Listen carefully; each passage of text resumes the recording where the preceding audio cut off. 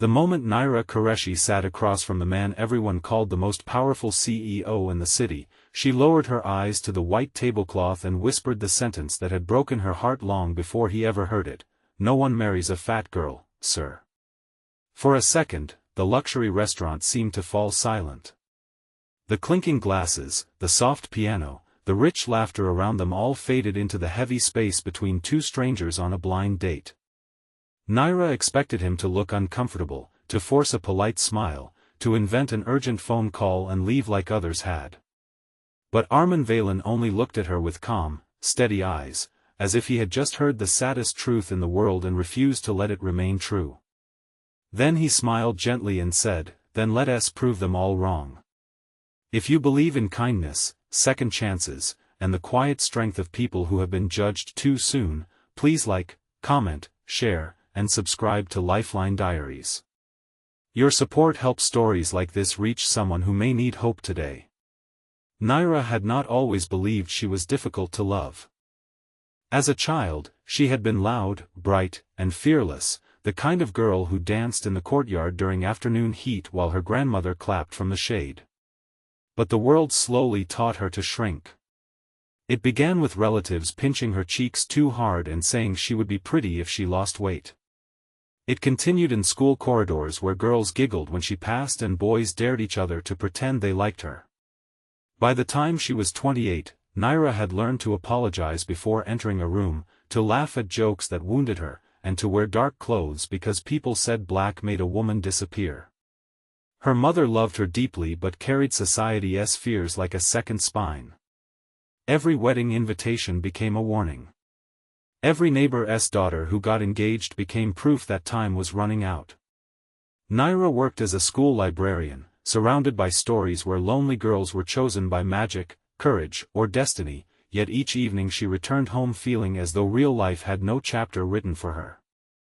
The blind date had not been her idea. Her aunt had arranged it through a charity board member who knew someone who knew Armin Valen, the young CEO of Valen Foods, a company famous for turning his late father's small bakery chain into a national brand. Naira thought there had been a mistake. Men like Armin did not meet women like her unless cameras were nearby or charity was involved.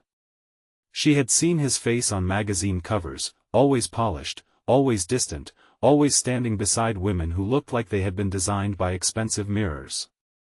Still, her mother pressed her hands together and begged her to go just once. So Naira wore a simple emerald dress she had bought 3 years earlier but never had the courage to wear. She spent the entire taxi ride telling herself not to hope, because hope had hurt her more than rejection ever could. Armin, however, was not what she expected. He did not stare at her body before her face. He did not act surprised that she could speak intelligently. He asked about the books she loved, the children at the library, the city at sunrise. Naira answered carefully at first, then warmly, then with a small spark she had forgotten lived inside her. But old shame has a way of rising just when happiness begins to breathe. When Armin mentioned that his mother had been asking him to settle down, Naira felt panic tighten around her chest. She imagined him going home to a family that would measure her with their eyes, imagined society pages laughing, imagined strangers asking what he saw in her. That was when the sentence escaped her, not as a joke, not as self-pity, but as a truth carved into her by years of humiliation. "No one marries a fat girl, sir." His answer changed the direction of her life, but not in the fairy tale way people might imagine. Armin did not rescue Naira with diamonds and dramatic promises. He did something far rarer. He stayed. He listened. He told her that people had reduced him too, just differently. After his father died, investors called him a spoiled heir. Competitors said he was too soft to survive business. His own board had tried to replace him when he refused to cut workers' wages during a crisis. He knew what it felt like to have strangers decide your worth from a distance. That night, when he walked Naira to her taxi under a golden city sky, he did not ask for marriage. He asked for another meeting. Naira looked at him, searching for mockery, but found only sincerity.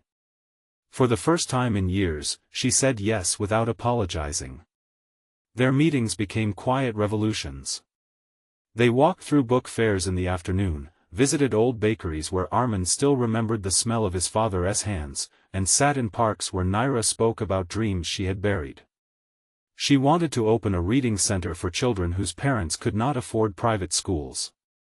She wanted books in neighborhoods where children only saw libraries and movies. Armin did not call her dream cute. He asked what it would cost, what community she wanted to begin with, what hours would serve working families best. His respect frightened her because she had been trained to accept crumbs, not partnership. Slowly, Naira began to stand straighter. She bought colors again. She stopped making jokes about herself before others could. The change was not loud, but it was visible, and that made people uncomfortable. The first storm came from Armin's world. A photo of them leaving a daytime charity event appeared online. Within hours, cruel comments spread like spilled ink. People asked if it was a publicity stunt. Some said he had lost a bet. Others mocked Naira's size with words so ugly she could not finish reading them. By evening, her phone was full of messages from distant relatives pretending concern while feeding on scandal. Her mother cried in the kitchen, not because she was ashamed of Naira, but because she knew how merciless people could be. Naira locked herself in her room and stared at the emerald dress hanging behind the door. She wanted to disappear again. She wanted to call Armin and say it was over before the world punished him for choosing her. Before she could, Armin arrived at her modest apartment building in broad daylight. He did not hide in a tinted car. He stood at the gate holding a paper bag from his father's first bakery, the one that still made cardamom buns by hand. The neighbors watched from balconies. Naira came downstairs with swollen eyes, ready to tell him that kindness was not enough against a cruel world. But Armin said he had spent his life learning that silence protects the bully, not the wounded. The next morning, Valen Foods announced a new education initiative in partnership with Naira's proposed reading center. Armin named her project director, not as a favor, but because she had created the plan herself. When reporters asked about the rumors, he simply said that a person's character was not measured in inches, kilograms, or public approval. It was measured in what they built when the world expected them to break. Naira should have felt triumphant, but healing is not a straight road. At the first planning meeting, she sat before architects, donors, and executives who all looked polished enough to intimidate a mirror. Her hands trembled so badly that her notes shook. For one terrible moment, she heard every insult again. Fat girl. Charity case. Temporary interest. Mistake. Then she saw Armin at the far end of the table, not speaking for her, not saving her, simply waiting as though he already knew she could do it. Naira took a breath and began. She spoke about children who read under streetlights, about girls who stopped dreaming because no one gave them stories where they mattered, about boys who thought kindness was weakness because nobody had shown them another way. By the time she finished, the room was silent for a different reason. They were listening. Months passed, and the reading center rose from an abandoned municipal building with cracked walls and a leaking roof. Naira spent her days covered in dust and hope.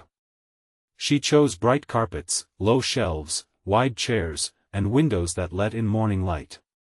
Children began gathering outside before it even opened, pressing their faces to the glass as if books were sweets.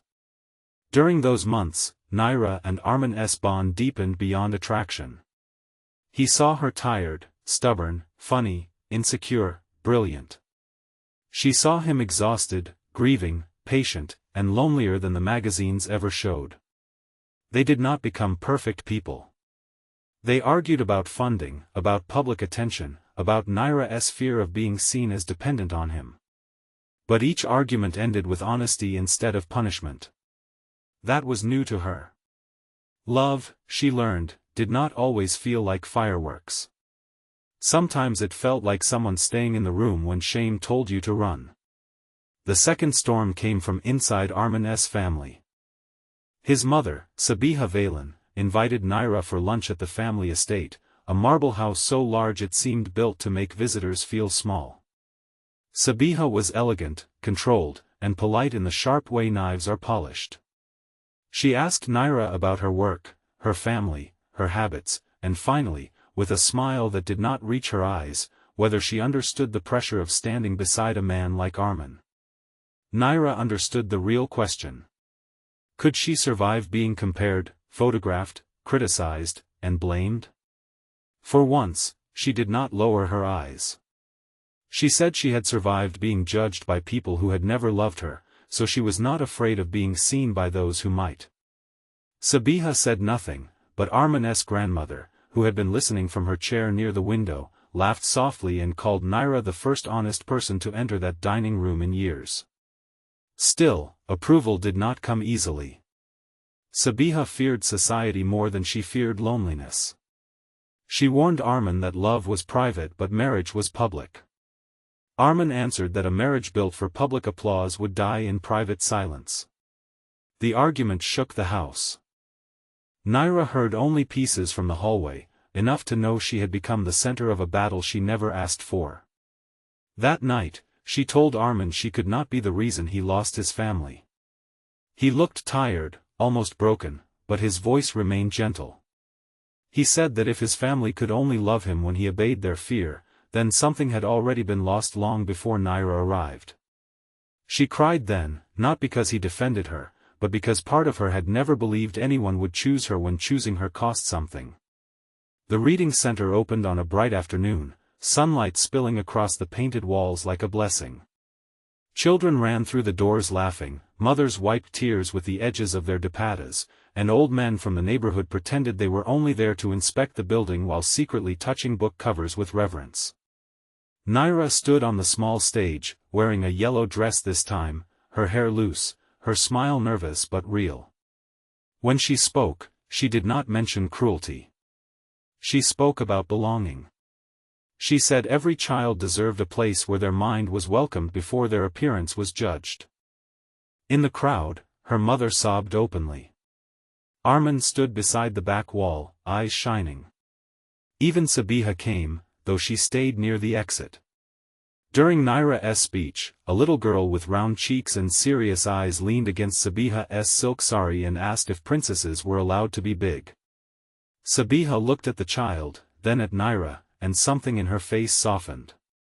She bent down and said princesses were allowed to be anything they wanted. That evening, after the guests left and the center grew quiet, Arman led Naira to the children's story corner. The shelves smelled of fresh wood and new pages. Outside, the sky burned orange over the city. He told her that the first day he met her, she had said no one married a fat girl, as if she were repeating a law. But laws made by cruel people could be broken. Then, without cameras, without an audience, without a grand performance, he asked her to marry him. Naira's first feeling was not joy. It was fear.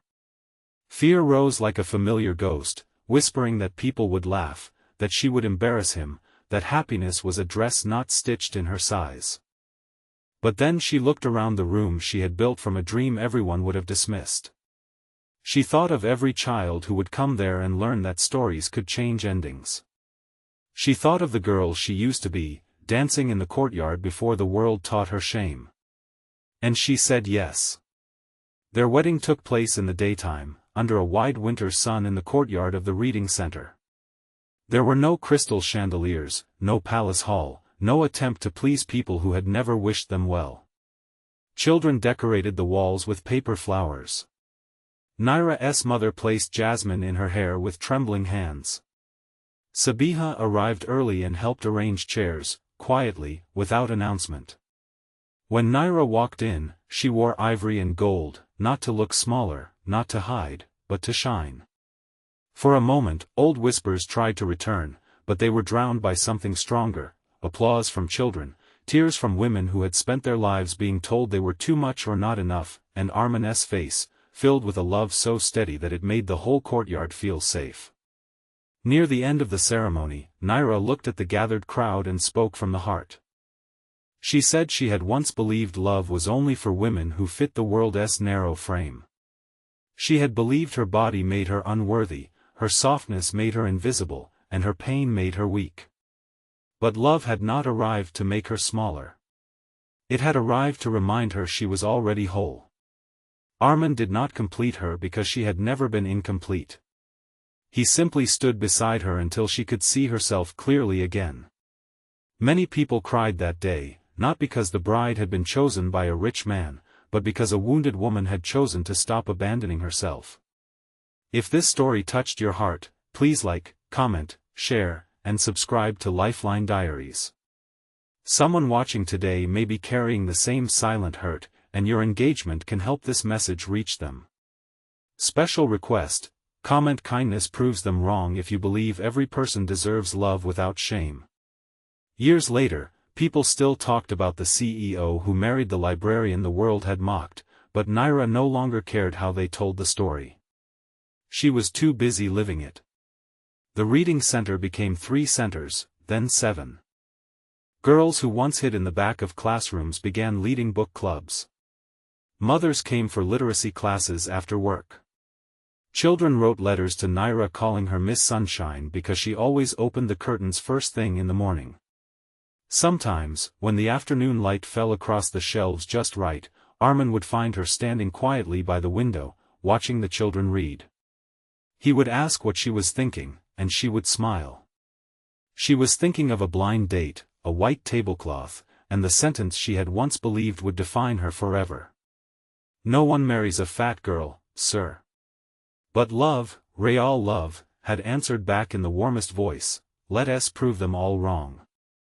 And together, they did.